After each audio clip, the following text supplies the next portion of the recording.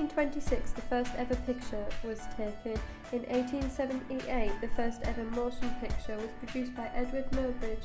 He did this by using 12 cameras to take the pictures of the horse and then put them together to make a sort of animation.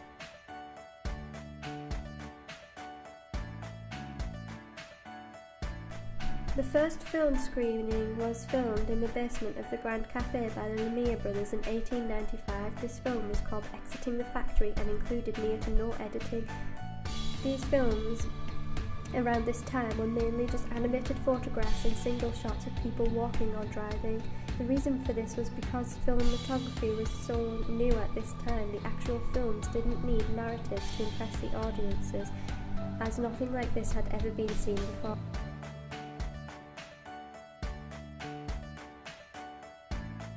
The first public viewing of a film led to something great. This was George Méliès. George Méliès was there the night of the first public screening, and he had previously worked as a professional magician for most of his life. However, when he witnessed motion picture, he realised the potential in this area of expertise, and so started to inject his talent for magic into his films and eventually became the father of special effects. He would use the first signs of editing to create jump cuts in order to create illusions in his work, such as disappearing and reappearing.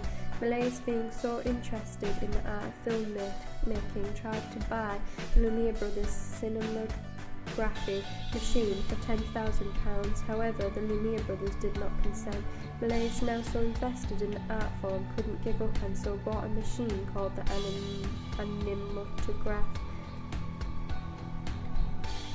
To make this work as a camera, he reversed the mechanics. Méliès then began on his development of the art of filmmaking and discovered how to create his first special effect when his camera jammed whilst he was filming a bus, and when it was unjammed and filming again, the bus had gone and another car had took its place. Little did Méliès know that when he went home to watch this film, he saw that the bus turned into the car, and this gave him many ideas for editing techniques and special effects. Méliès began screening his films as a part of his magic shows from this day forward, experimenting with his special effects to wow the audience. Méliès called this shot the jump cut, and he began using this shot in all of his films, such as The Haunted House, produced in 1896. From his experimenting, Méliès discovered how to create shots which are still used today, such as the fade in and fade out, stop motion photography and overlapping dissolves. These shots led to Méliès' first film with a narrative, which was also the first ever science fiction film created. This film was called A Trip to the Moon and was produced in 1902.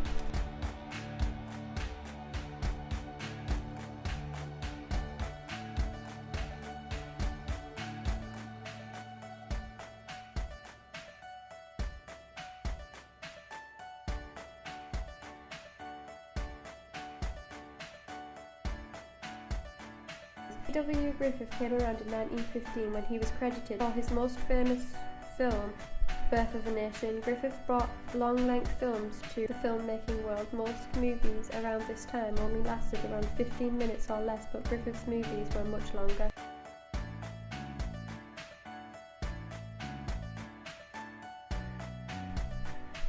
Edwin Porter was the head of Thomas Edison's film company called Edison Skylight Studios, where he worked as a director and cameraman. Porter created the temporal overlap of action so that the films had a deeper narrative and showed what was happening.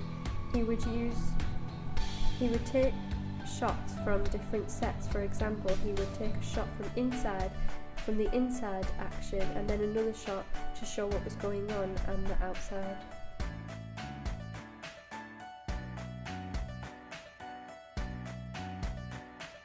W. Griffith came around in 1915 when he was credited for his most famous film, Birth of a Nation. Griffith brought long-length films to the filmmaking world. Most movies around this time only lasted around 15 minutes or less, but Griffith's movies were much longer.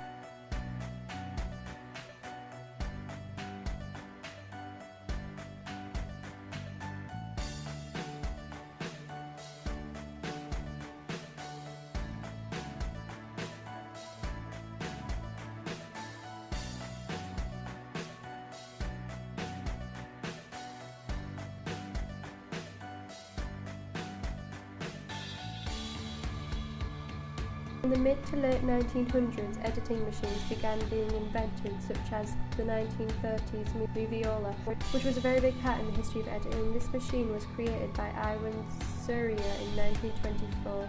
This led to the flatbed editor, which soon took the moviola's place, as it could allow you to see the movie on a screen whilst you are editing it. It also made it easier to sync speech and audio sounds to the films, because both the audio and film was recorded on separate discs. The flatbed editor soon became very popular by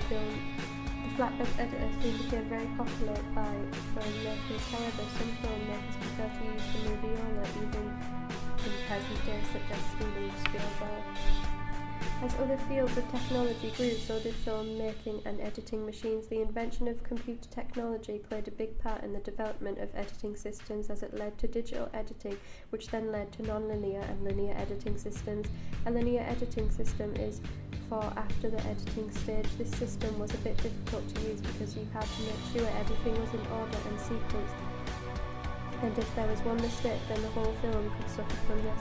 Also, once the video was put into the linear editing system and it was all in order, it was virtually impossible to go back and make changes and improvements.